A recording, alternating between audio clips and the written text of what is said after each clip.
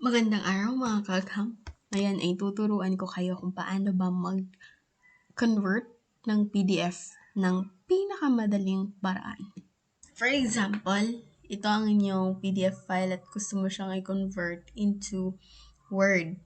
So, yung pinakamadali, open natin ang Word. And then, ang gagawin lang natin ay i-drag ang PDF papunta dito. So, yan. Pagkikita nyo itong instruction na ito. So, Word will now convert into PDF. Your PDF to one editable document is going to take a while. The resulting Word document will be optimized so long you edit text and might not look exactly the original file. You can click OK. And then, ayan. Pwede mo nang i-edit yung iyong PDF file.